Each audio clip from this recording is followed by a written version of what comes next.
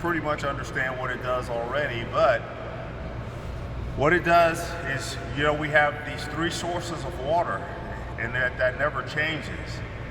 And your water in California, as it starts to evaporate, your air is full of moisture. And up in the Bay Area where y'all are located, you have that Bay Area fog. Well, that Bay Area, that fog, that's about the easiest water you can get. That water's, you can see it there. So energy consumption levels to get that water is very simple. So this whole area up there where y'all don't think you have any water, your water's just moved from the ground to the air, evaporates out of the ocean, it's in the air. In the San Joaquin Valley, when it's socked in with fog, that's enough water to sustain that entire valley. So one of the things that we're doing with the community garden and the water generator, if you're going to understand how this technology removes the water moisture from the atmosphere and makes it usable for crops, vegetables, trees, whatever you would like to use the water for. And then on the same note with that, I just don't build these machines. I also develop the ideas behind the mass production of water. So basically, you see this room that I'm sitting in right now? I like this room. It goes that way a long way as well. And we'll take a tour. You'll see what we have in here, and I'll give you a tour of the machine. But the roof of this building, and the building this size, right now we have, on the small machine that you have, it's the same thing as if I made this entire room a water generator. So basically where I'm sitting right now, we have the capability to make the entire roof of this building rain. And that would be, I don't know how much water that would be. I know it would be more than 20, 30, 40, 50,000 gallons a day. So that's the large picture that we use the engineers for to eventually get to that. But right now, what you're doing is you have the unit that you're going to show everybody the basic concept of the individual unit for use in hydroponics, food growing operations, and so forth, whatever you choose to do with that. Okay, on that note, does anyone have any questions before we start to look at the machine? And I can show you some of your components for your California machine. And if you're wondering what these are on my head, it's when we're on the shop floor, we always have to have eye protection.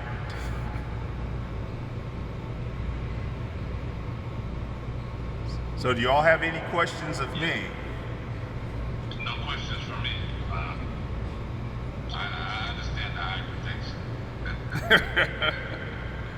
Yeah, I got gloves too, but I don't have them on right now. I'm not turning any wrenches, but that might change in a minute. Okay. All right. So the units that I should grab the component. What are the main components? That right there, the box right there, the big one. If you just push that in the box and just bring that one to me. So what's really unique about this, what I like about this unit, is we've done a 220 volt system. The last units that I built for the United States Marine Corps, they were 460 volts. You don't have that kind of power in your home, but you do have 220. And so the 220 volts is actually, this is the first time I've ever done a 220 volt unit. And it works better because now, instead of by compression working at the lowest end of how it would operate, now it's working right where it should operate, because on a higher voltage compressor, even though the system's smaller because the military uses higher power, Now I'm all the way back down into a level of power that's compatible with your home. Let me grab this real quick.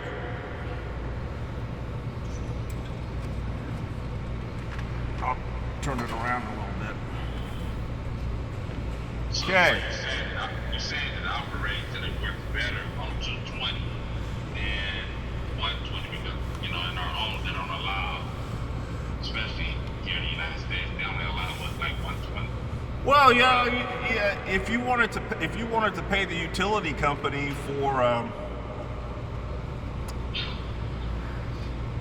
to run the transformers to your home or to your location, oh, they'll definitely do it for you, but it's going to cost. But it's not always like if you have 460 volts or 208 volts that your power bill is going to go up. It's going to go up because you have to pay for the transformers. But a lot of times you'll be actually using less power. Okay. All right. So here you go. This is actually your control panel for your machine coming out to California. You have your on-off switch right here. That's the basic part of it. The magic part of the machine, where it calculates and does all the things that it needs to do, is right here.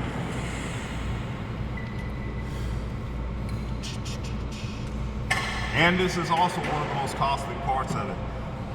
We've designed this so your machine is going to be UL certified. Most of the machines that are built in the United States are not UL certified. You are UL certified. So you basically have your breakers. All these lines here, they just travel around and they carry all the wires. So there's no exposed wires. So if you're in here, you're not going to get shocked. And then what the engineers have also done is we've done a thing where we would build a machine, especially for the military, and on these machines we would have everything kind of the high voltage, low voltage, everything mixed together in one area. And so what we've done now is we've separated the high voltage area and the low voltage area. So right now, if you see the heavier cables, this is all high voltage. So this box is just the high voltage box. There's two boxes. And Matt, this is my second box, right? Yes, sir. And after I finish with the high voltage box, this is the place where if you stick in here, your hair is going to stand out if you touch the wrong thing, but that's not going to happen because we've got everything bundled up really well. So you have your breakers, which will turn your big circuits off and on, your fans, your compressor right here, your speed controllers. So this is basic electronics, basic switching, and so forth. And we've done it in these boxes like this. It's got a seal on it, so this is completely waterproof. Everything is grounded, so you don't have to worry about being shot. And we still have some components to add on here, sensors, and we'll add plugs so that say if something goes wrong with this one component, not only can we tap into this one box and tell you what's going on with your system, but then you can go into the box and you can replace the component. But then, if you really want to, you could just take the whole box, take it off, give it back to us, and then we'll send you another box and just plug it back in, and it'll work. So we've opened up, we've given you lots of options to ensure that you have, a safe, resilient, reliable water source, and that is technically very easy to use. And so now when children come up, or high school students and college students come up, and they want to learn about this. So basically this is science, technology, engineering, and mathematics. This is basically STEM right here. It's its own little STEM lab. Now we're going to switch to the low voltage side. The low voltage side, Sir? Yes, so that was the high voltage, the 220, what you just. Yes. Okay. Yeah. So okay, look. So when you're plugged in, you have to bring that power in.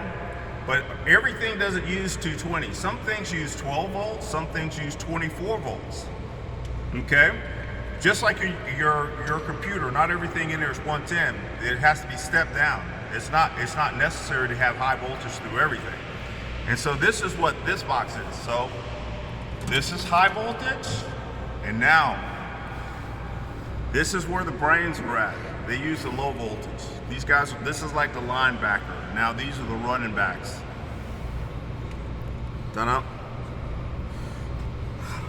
Okay. Hey, I like it that everything around here is on wheels.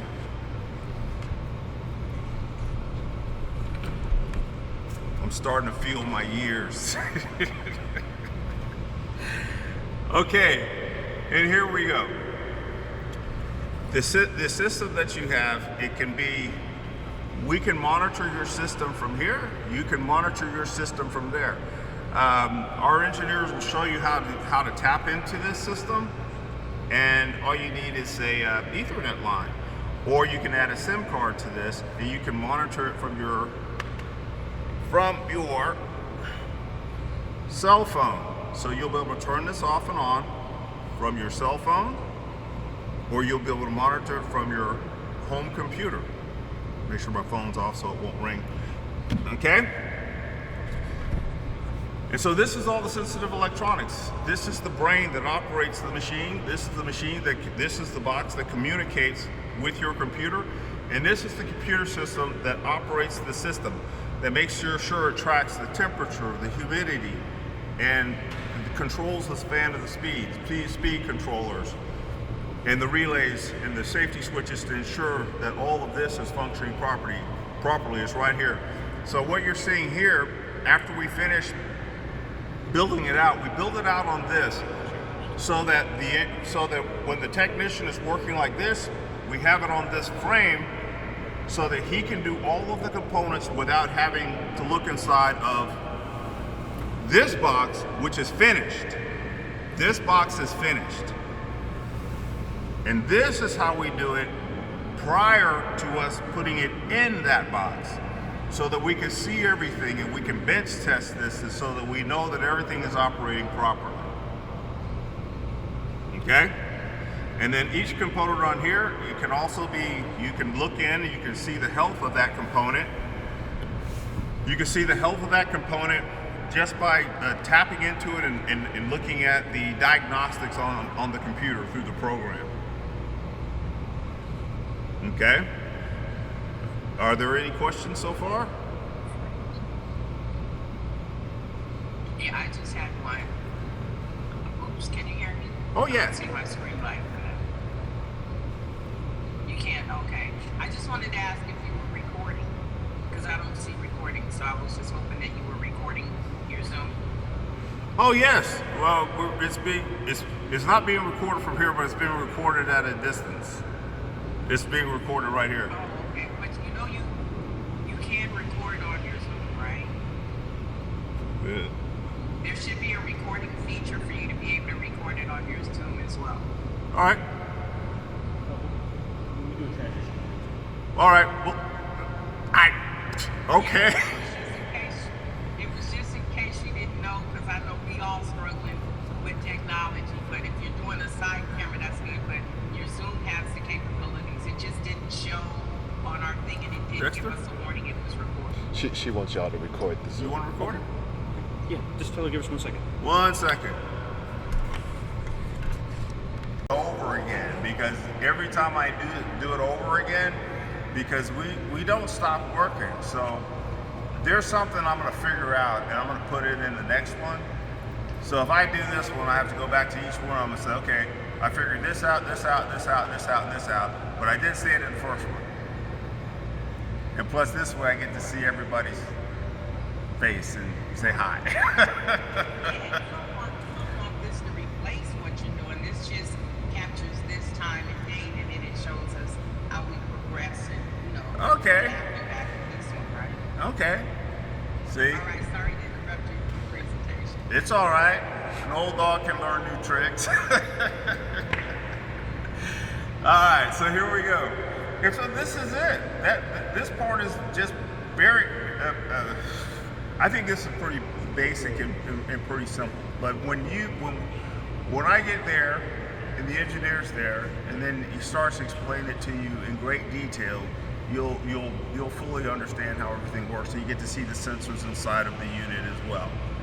Okay, so right now what I want to do is I want to move to the unit, and I hope we can do this with very little vibration. We're gonna be multiple. You can just start right now. Okay.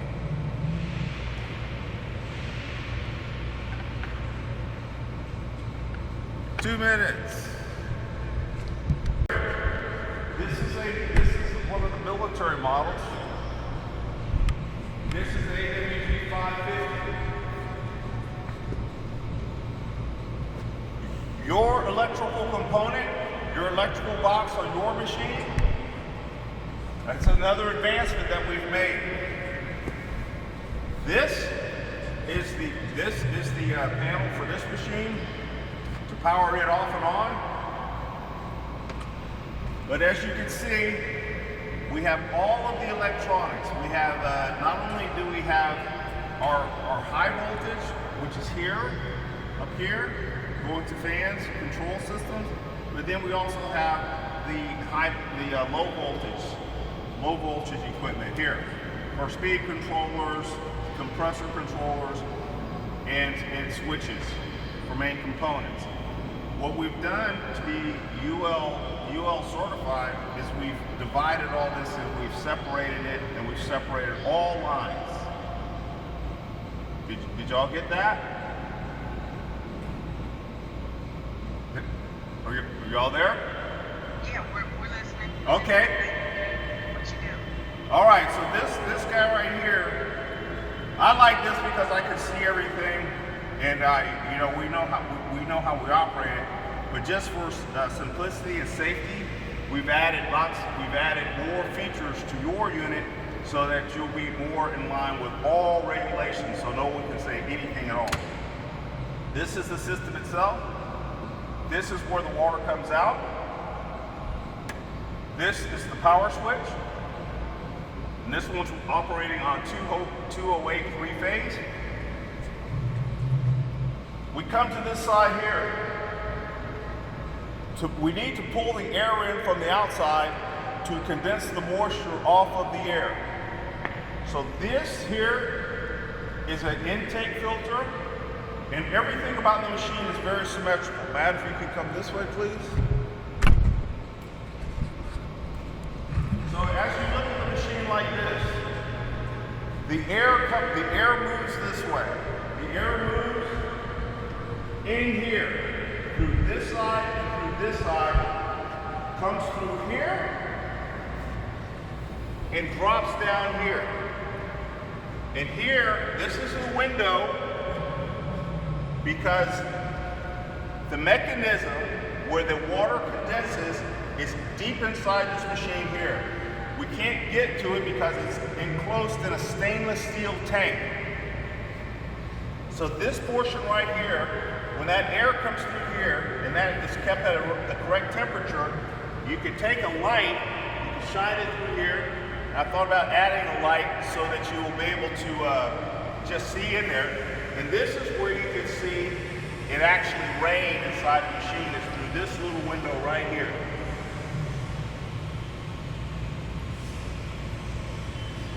This is there water in there, Matt? There is a little bit, yes.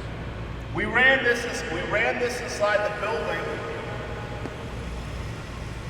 We were running it inside the building, and it pulled all the moisture out of the building.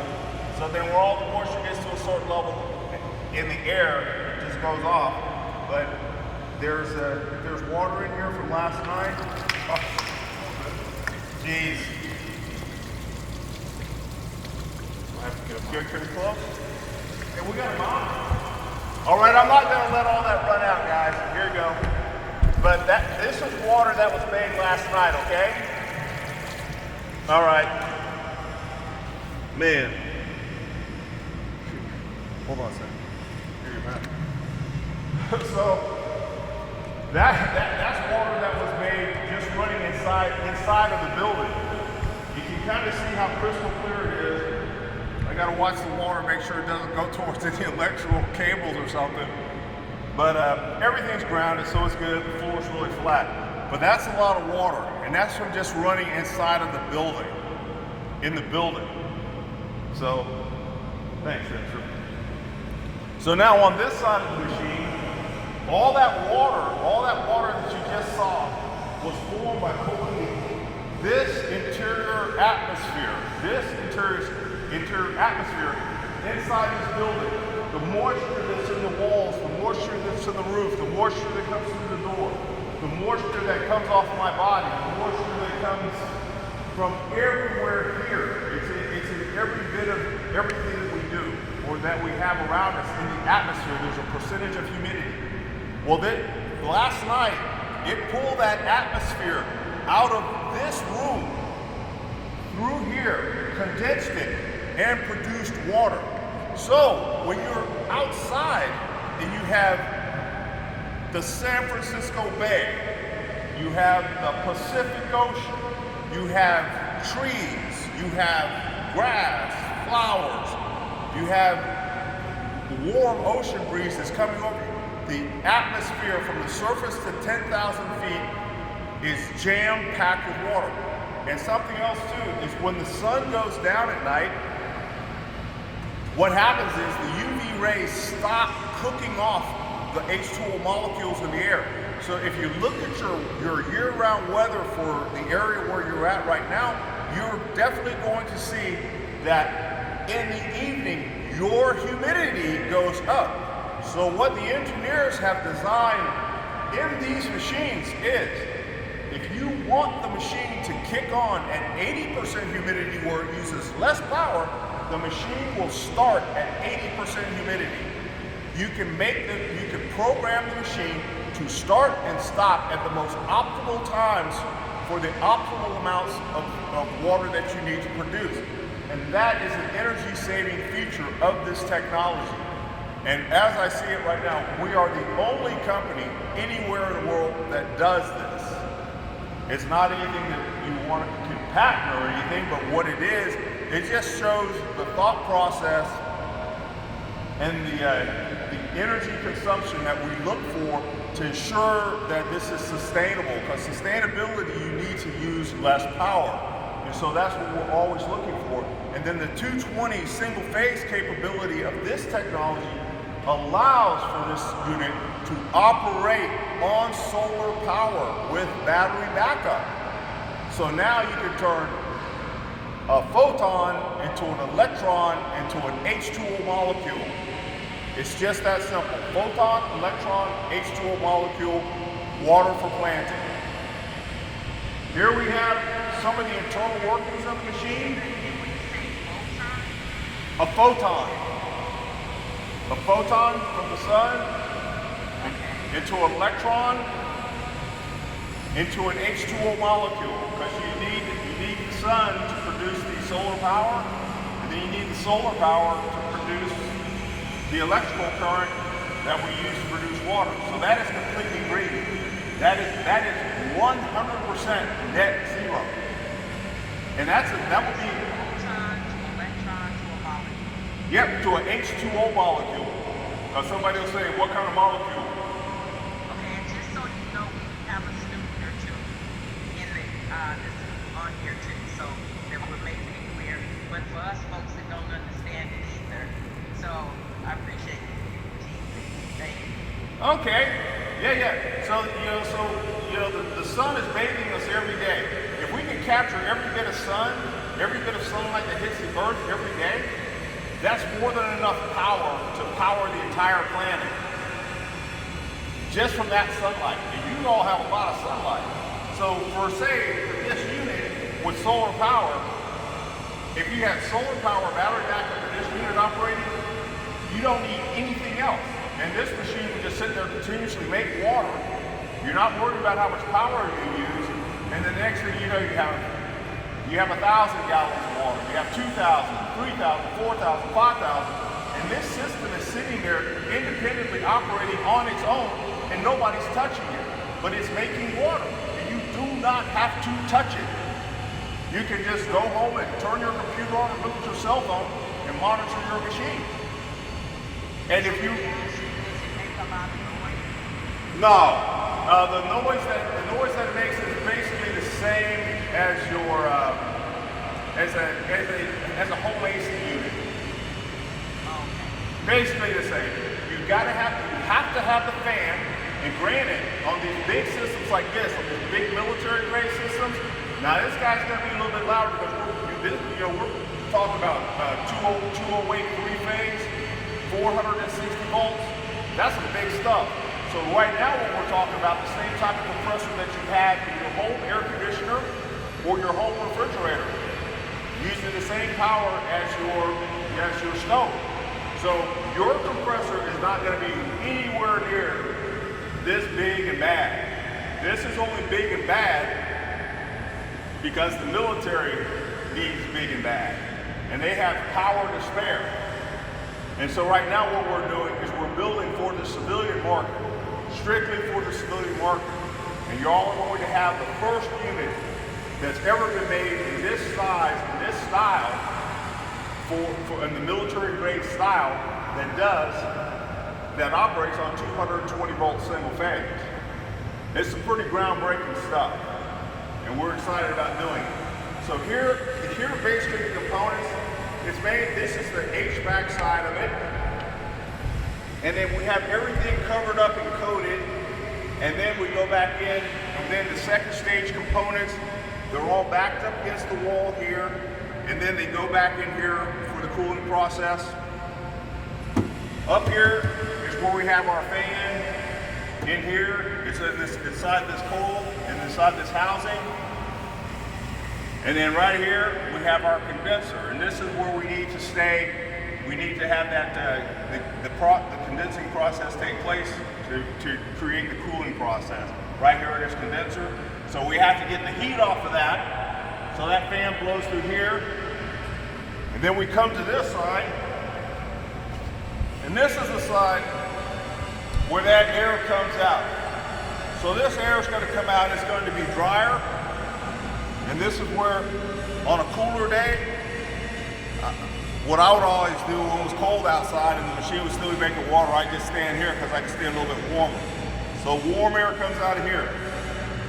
So another feature is if the machine has an emergency, if there's an emergency on the machine, what do? Here at the top and on every machine, this is called the E-stop.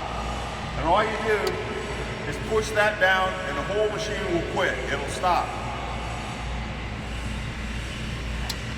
You turn the E-stop and it comes back out. In, twist it, it comes back out. And it takes the power away from the entire unit, right here.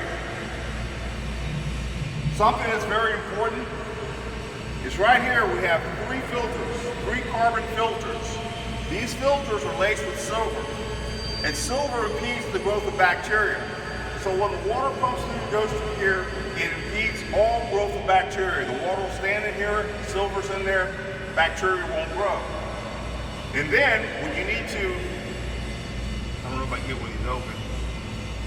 When you need to flush the filters after a while, can you see that?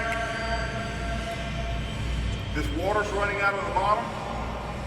Just run the system, open the little stops on the bottom, let the filters flush, and that's all you have to do to clean the filters. That's it. And if you want to, then you can unscrew the filter, take the filter housing out, and replace the filter. So you have 3 filters, and this machine can go for an extremely long time before replacing any filters on it, because you can always have the capability to clean it. Right here, we can measure how much water is going through the machine, more of the electronics, the high voltage electronics here, and then here is a second stage coolant tank. This is insulated. We have a little sight glass here so we can see how much of liquid is in this tank. And this is unique only to this company and to this technology. You will never have to worry about your water being contaminated from any type of refrigerant. This system was designed for military operation and rugged use. So when a system moves, when I first started the company, I would always have a problem with the evaporator, and it would shake around and it might leak. And so when that evaporator would leak, it's an oily substance that comes in it to help lubricate the compressor. Well, that lubricant would sometimes drip down into the pan where the water was made. So we had to come up with a way to eliminate this toxicity, potential toxicity that could be in the water, and we have done that. This is the only machine in the world that can never make toxic water by mixing coolant with the water. This machine is designed, it's got a second stage, so this machine the water never comes in contact with anything with a coolant on the other side of it. So it's a pretty advanced machine. All right, y'all. So let me ask you, with most of our communities that we serve, right? I mean, definitely there'll be no limit to who is going to want this technology. But in particular for the community, our community water garden education project, we focus a lot on low income, disadvantaged communities whose water is beyond toxic. Right? Right. So, and most of the air is polluted, like we're by refineries. So I know you talked about the filtration system, but can you explain just a little bit, as you explained to us before, but for those that aren't familiar with this, that the threat of toxic has been eliminated through this technology that you developed as well, right? Or at least you significantly reduced it. Yeah, it's very much eliminated. When the first project that we did, when we started this, it was done with the Texas Commission of Environmental Quality and the Texas Water Development Board. The Texas Water Development Board, they put a stringent test on me, and it's called a 30 cat Schedule F. They take every known toxic chemical from New York to Washington State, to the Canadian border, to Florida. Any chemical that has ever been found in water was tested for on this test. I remember the day that they showed up to give me the test, the man asked me, who did I make mad? And I said, I don't understand. He goes, nobody passes this test. Everybody has toxic chemicals in the water. Something, some trace. We had absolutely no trace of any toxic chemical in the water. We had to do 3 of these tests through the pilot project. What is significant about that is the pilot project was completed at Trinity University. Trinity University sits in the middle of San Antonio.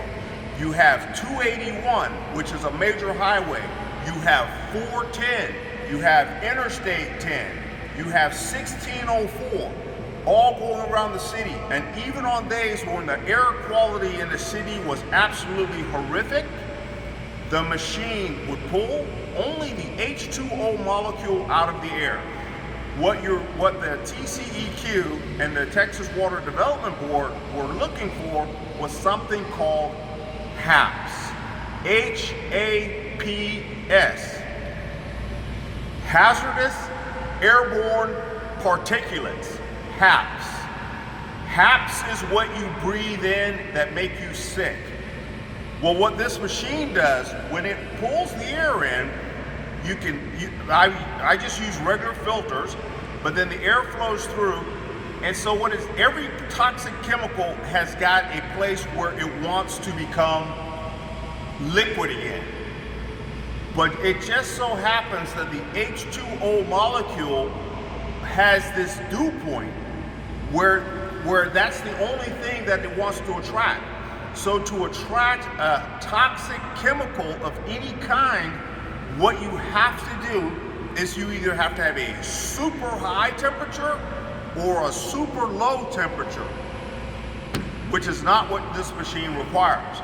So when it pulls the air through with all of the HAPs in it, or it goes through, most of it's caught on the outside filter, the air flows through and goes out of the machine in a very linear fashion. Just goes through and out.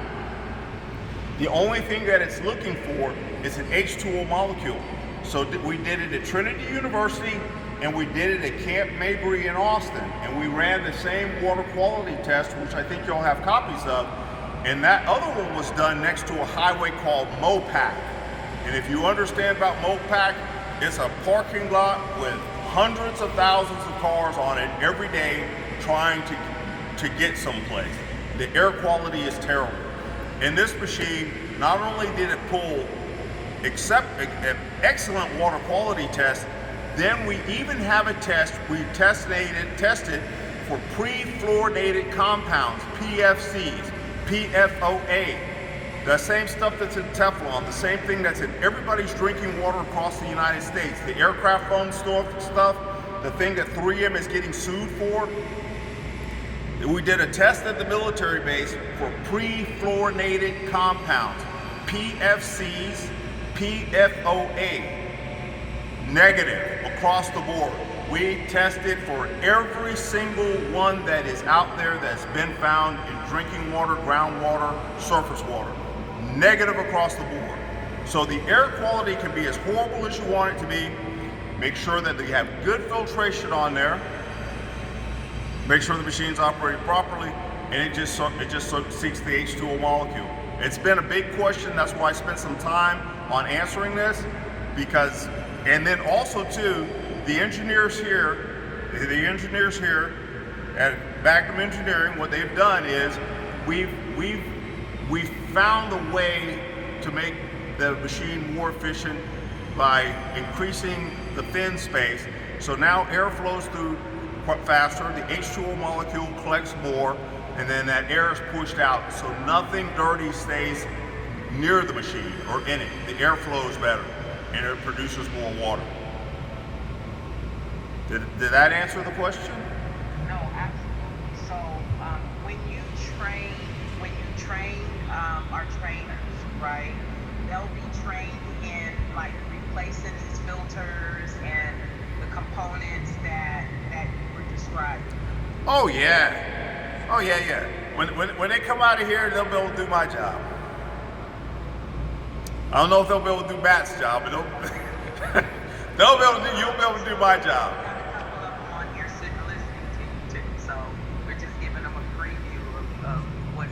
Oh yeah.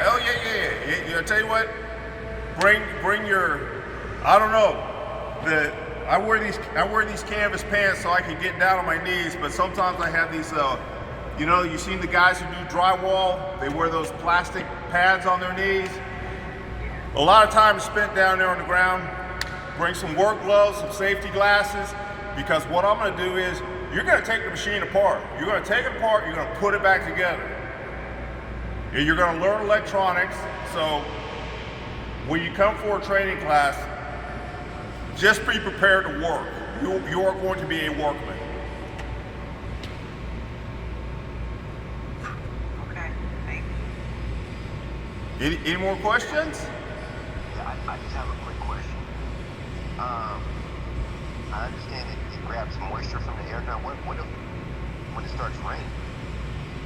Oh! It's not a problem. Your humidity is so high. Even if the rain's coming down, it might pull rain in, but still it's going to send it through. It'll just be part of the water count, and then you're just going to produce more water. And plus the place where the temperature where you can grab water, it's already forming in the air, so it produces more water. And even if you have it under a cover so that the rainwater doesn't hit it, it's still going to produce more water, because that's right there where the water moisture it's like 99% in the air. So the machine is just more efficient when it rains. Okay. It makes it easier. You mentioned that the water, if it does rain, the water heats up, right? So it doesn't sit on the machine where it would rust. No, well, the machine, if we can look at the machine here, The machine is powder coated. There's a coating on this machine. This is steel, and this is baked on. And then when we'll use solid steel bolts, and then if we need to, it's a cost factor. The stainless steel tank on the inside of the machine will never rust because it's stainless steel. We'll try to put stainless steel bolts on everything, and everything is powder coated. We'll try not to use any steel bolts. So like on this machine, you don't see any rust because everything's just coated. If there is a place where there's any rust, it's because it's a steel bolt, but that's just a thing that you can replace out and then put in a stainless steel or an aluminum bolt. Aluminum might oxidize a little bit, but that's about it. And so, no rust. And we know that we're going to an area where there's a lot of salt water, so we're taking that into consideration when we manufacture this machine. The powder coat will be heavy on it, and we'll make sure that all the bolts are either stainless steel and something that will not rust.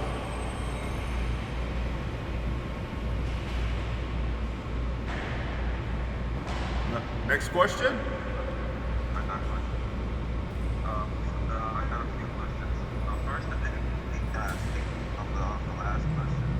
If rainwater does get inside of it, will it filter that rainwater as well? Yes. Any water that goes in, okay, the air is water. Air contains water. The rainwater is just the water that was in the air that got cooled and came out. All water, anything that goes in this machine is going through this filtration system right here before it comes out. Whatever goes in this machine, for it to come out, it has to go through filtration. Very perfect. I have another question. Yes.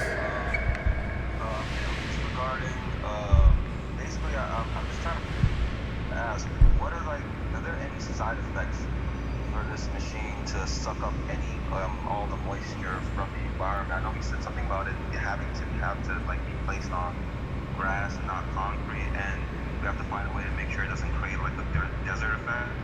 Absolutely not. Absolutely not.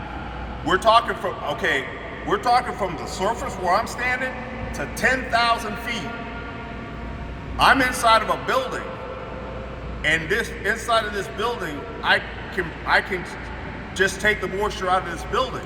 If I was outside, if I put one of these machines every 5 feet on the surface of the earth and ran them all, it's not going to do anything. The Indian Ocean, the Pacific Ocean, the Atlantic Ocean, the snow caps on the mountains, the surface at 10,000 feet, rushing rivers, the Colorado River, Boulder Dam, lakes and streams, air conditioners running, putting out water, the sun baking the earth. There is absolutely no way one machine is going to have any effect on anything. I tell you what has an effect on something, like it would have to be something like the size like of an H-bomb, a nuclear weapon. Now that has an effect on weather. Not a 220 volt atmospheric water generator.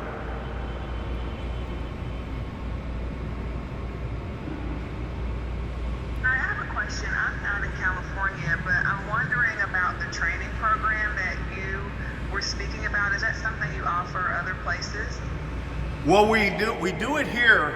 We do it here at the manufacturing plant when we manufacture a machine, and mainly for customers who have purchased a machine, because we have to add that into the purchase order, the price for the machine when you have the training. And so if you're going to buy a machine, if you're going to get a machine and you're going to take it out and use it, we would like for you to come to the factory to learn how to take care of the machine. If you buy a machine from anyone in the world, you don't have this option. It'll just show up at your door, and then you just have to go from there. Okay. Now, can you talk about the price of the low voltage and the high voltage home machines, or the smaller ones? Well, Dexter, would you like to address the price? I'll let Mr. Moon do that. Yeah, hi.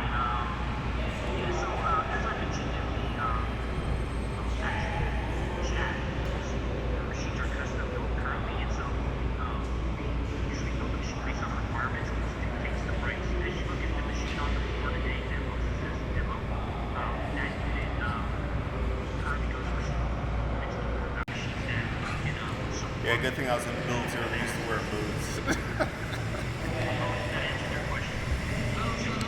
smaller machines that we saw at the beginning of the presentation are not for sale. No, so what you saw at the very beginning where Moses was showing you the three boxes that you were seeing earlier that we were talking about them. Yeah, those were See how the lighting is better for him? the machine that Moses is actually sitting by right now. So when he was going in, he was actually Talk about being customized. What does that mean? What are the customizable elements? And how long does it take to You want me to answer that, Dexter? right now we're looking at anywhere, just because of the time zones of our on-road parts, we're looking at anywhere from 10 to 12 weeks once the machine is ordered. It just depends right now. I mean, COVID, believe it or not, I hate to use COVID as an excuse. However, but COVID has really put up lead time, longer lead time on a lot of our components that we're getting from some of our manufacturers. If you think about what we're doing, some of the components that we use to build our like. Okay. Question. My name is Rachel Stewart. I'm with the Southwest Black Ranchers. And with a lot of the sustainability and the drought issues going on in the United States, are you aligning with any of these issues to bring water to the drought stricken areas? I see you're doing a lot of global work, but I'm wondering about things that are going on here because I would like to somehow find a plan of how do I get this in my city, or how do I get this in my neighborhood? Because we're in a desert. Well, right now I'm mainly national. The global work that we're doing right now is strictly with the United States military, and then that took us to Japan, Guam, Okinawa, and Hawaii. And right now with COVID, the way it's going, the way it's happening, and the way the supply chain is broken down, the only place right now where we are complete focus is on our country right here, and our dire need for water. So that's what we're doing. So yes, if there's a way that you would like to have talk more about this technology and get it into your town or your location, I'm all about doing that, and especially with sustainability. Sustainability is for us here is very simple. We know solar power, we know solar energy storage, we know the water generation capability, we know the capability of how to do hydroponics and grow crops indoors, which is what everybody's going to go to. So basically right here, there's something called net zero. Net zero. Net zero is you don't have the power line from the utility company, you don't have the water pipe from the utility company, you don't need the sewage line from the utility company because you can compost. And then you have sunshine. So you have your own source of power, your own source of water, and you can make your own source of food. That is net zero in a nutshell. And we've already done this. We did it on the island of Vieques in Puerto Rico. We did it with Tesla. And we used their first generation battery had 575 kilowatt hours stored in it when it was full. And it ran a hospital. We were on a small military compound, and we had the large water generator running on 460 volts, which is a lot of power, and it ran that whole system, and we supplied 5,000 people with drinking water. So it's already been done. We know how to do it, and it's something that we can do for a town there. So if it's 1, 2, 3, 4, 5, 6, 7, 8 of the large water generators, that would supply an entire town with farm water, ag water, or water for any usage that you would want water for. do you have a grant program that supplements the cost? Because when you talk about, areas of crisis in a small town and getting 5 to 6 units times $64,000, that's a heavy lift, especially during times of crisis. Are you guys willing to partner in other ways to meet the needs of the people? Yes, most definitely. I think if you speak to Mr. Dexter Moon about that, yes, I think so. I mean, partnerships is the way to go with this technology. because most of the time, this is the part that I do. I stay buried in this with the engineers, and we're doing some higher end engineering coming up next week, working with different materials and so forth. So this takes up my time, just making sure that we build the best machines possible. And then you can talk to Mr. Moon about that. And there's agencies out there that would like to work with us to do grants and so forth. But I try to stay in my little wheelhouse right here because this is a lot for me. Well, we really appreciate you, Moses. Thank you so much. You hit every point that I was looking for. And just basically, I think also Alicia is next is aligning and figuring out how with current initiatives we can bring these to us, hopefully, with minimal cost on each party and utilizing what's already out there. Because there's things out there and we just have to figure it out. Right. So hopefully we can partner and make it work. Well, and also too, the more machines that I can build, it's economy of scale. It's just the price. It's just like a sliding price structure. So the more machines that I can build, and they're definitely needed, the price can start to adjust accordingly. And that's where I would like to get. So I want everything to be affordable for everybody across the United States. But right now, we have to pay scale. We have to be above board on when we do business, and that's paying a living wage. We have veterans that work for us. We have to do that. But economy of scale, which is basic business, that will start to drive the market price to a place where it'll get more affordable. Are you guys prepared to scale quickly? Oh yes, most definitely. We have how many? We have 75,000 square feet. 75,000 feet here. We have 75,000 square feet of manufacturing space here. 75,000 in Dallas. I think it's 50,000. 50,000 in Dallas, and Austin and Houston have a new building. there's a little bit in Houston. Yeah, it's like 10,000 feet. Okay, so we have there's Magnum and Brant are building manufacturing floor space in Houston and Austin. So we have 75,000 square feet here for manufacturing space, and then we have another 50,000 up in Dallas. So if we had a large order come in, the only thing that would happen is if you say you wanted 500 units, we'd order 500 parts, and those 500 parts, that price just shot to the floor. It just went through the basement. Can I ask you a quick question? You probably answered this question. In regards to the storage of the water, right? Right? How much water can you store, and what will you store it in? Oh, that's okay. This machine right here makes water. It does not store water. This thing makes it and pushes it out. What I did with the United States military, were you ever in the military? No, sir. We have this thing called the water buffalo. It carries 400 gallons. I hooked one of these to a water buffalo. It filled that water buffalo up, have a one-way check line going in. Everybody came to it. And what they would do is the water comes out, and then it goes in here. I'm not going to open the valve up again because that's just a lot of water to valve up. But, yeah, I got a fish tank right here. So, if you want to put, we just put it in here because this is what we have, and this is what we're going to use for a hydroponic grow room. But I prefer the stainless steel tank, and I would go with anything from 1,000 to 2,000 to 5,000. And so on that, it's like say on this tank is just sitting here. But if I put a float switch right here, that'll cut this off when this is full. It'll cut this machine off. So this will fill up to here. It'll make the machine cut off.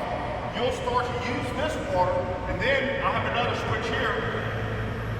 And when the water gets to this point here, down to there, it'll cut that machine back on. You see the concept?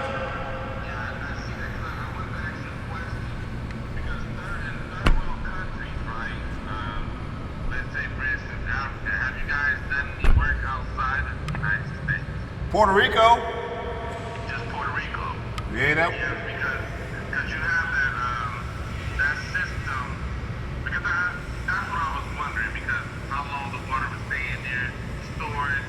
You know, if the water staying in there, if you have a large tank and the water staying in there for X amount of days, will it be okay? Will any being built up on top of it, like bacteria or anything like that? Is it protected in the tank? You know, you see where I'm coming from? Because it you know, say for instance it's in there for 8 months. Right. Before you have to. I think is it 4 weeks on the test? 4 weeks on a water quality test. But here's what you do. Here's what you do. Okay, you have to. People say they do not like chlorine. They don't want to drink water with chlorine. But chlorine has a half-life. It has a half-life. It doesn't stay in the water. So if you put chlorine on the ground, it's going to evaporate. It's going to go away. And it does the same thing in water. So it's called dosing. But like say if this was in a place where the third world developing nation, where they had cholera and disease everywhere, if you dose the water, if the water was dosed, and there's automatic chlorinators that will add just a therapeutic dose of water, not only it wouldn't be harmful to a human being, but at the same time, when people came up covered in fecal matter, dirty clothes, dirty dishes, which is transferring one contaminant to another. So some guy comes up with a dirty dish. I touch that dish, I touch this pipe. That's how the bacteria spreads. But if this was dosed, when the guy came up and I put water in my hand that had a small bit of chlorination in it, and I washed out his dish, I stopped the cholera right there. It ended. You have to do that to stop people from dying. So people have this comfort level, I don't like chlorine. Well, if you don't have it and you're in a bad situation, you're gonna die.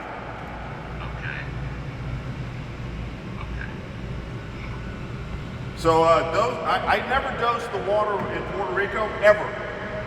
All the thousands and thousands of gallons I made in Puerto Rico, I never added chlorine. I had 10,000 gallons stored up. I never added chlorine because the big filters on the machine are laced with silver. What I did do with chlorine though, I had a bucket that sat outside where I told everybody who brought their own dish, they stuck their hands in there, they used wipes because the hospital was contaminated, the whole island was contaminated. So then I took granulated chlorine, the chlorine that you get in the pool, I sprinkled it all around the machine on the pavement everywhere. And then I took probably about 1,000 gallons of water and I wet that chlorine down. So the whole place smelled like a swimming pool. There was nothing, no bacteria living around that place. So when people came through, they walked through it, and then they washed their hands, and we never had a case of any type of water contamination. That's just field experience.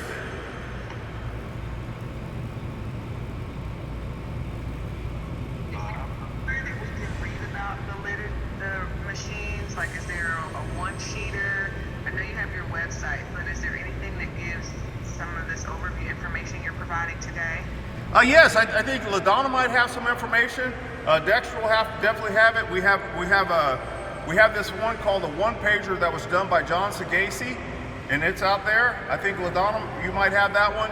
And then Microsoft, I had an agreement with them, and they did a research paper comparing this technology to the rest of the world. And then we also have it's a research paper that's online, and it's called A Path to Net Zero. And that was done by Dr. Les Shepard, OEN, and myself, and some other engineers from the University of Texas Sustainability Institute. It's called A Path to Net Zero. And then online, I don't like telling people this, but online under my name, if you look down there, there are the Washington Post articles, there's some New York Times stuff on there, some different newspapers, some CNN interviews, the KVUE interviews, and just going down and talking about the technology. But the research papers and so forth, and also on my LinkedIn page, someplace on there, I think I put all the water quality tests. I might have put the Sagacity test, but I think LaDon, I think we during the symposium, I think I shared all that. Did I not? Yes, you did. And the symposium is on YouTube. So I can forward it to you, and you know you can share it with whomever. But I know sometimes it's kind of hard to get to because of the way they set it up. But I can share it with you so that you can share it with others. Okay. You're talking about where you were the keynote speaker, right? Correct. Correct. Is that what you're talking about? Right, because what we did, I remember we just shot out a whole bunch of information, water quality reports and all that. But if you look me up on LinkedIn under AWG Contracting LLC, someplace on that page down there at the bottom, there I put in all the water quality reports, all the top secret stuff. You know, it's out there.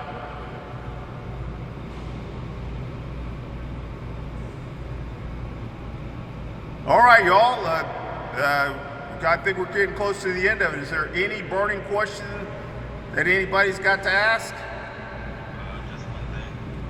What I was going to ask was, is there any optimal or recommended location to place these machines? Like, does it not matter whether it's indoor, outdoor? Like, does it matter the location? You definitely don't want it inside. Look, if you really just want to dry out a building, I would put it inside a building. But then there's a little bit of a funny story.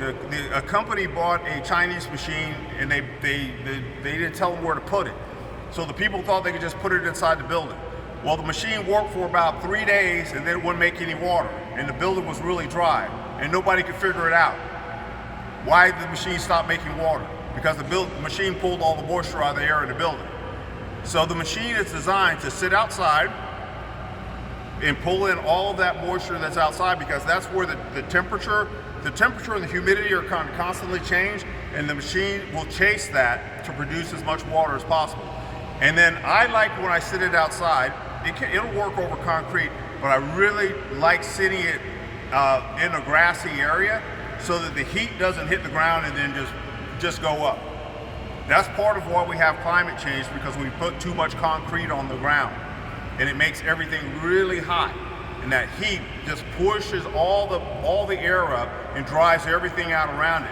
Whereas if you have this machine in a community garden with community vegetables around it, then it's going to, the osmosis from the plants and all that and the water that's put on there, it's eventually going to come back around and it's going to make its own hydrologic cycle.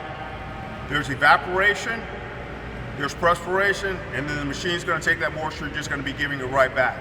It's just making a small hydrologic cycle right there in the garden. So outside in nature is better. Thank you. Just a little question about your story. There was no type of health problems with that building that you were talking about, where all the moisture was sucked out of it, right? No, that's just like going into a dry sauna. That's really good for you. All right. Thank you. You're welcome. Any more questions?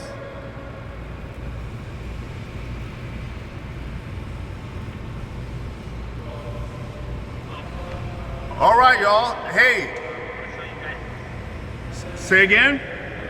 so you guys, thank you very much for spending time with Moses this afternoon. As you can tell, not only is he extremely excited about Let's go over there and say goodbye. but Can they still see me? sharing that technology and around the technology and helping people, especially in technologies. Whichever other type of opportunities or have to work with this type of technology.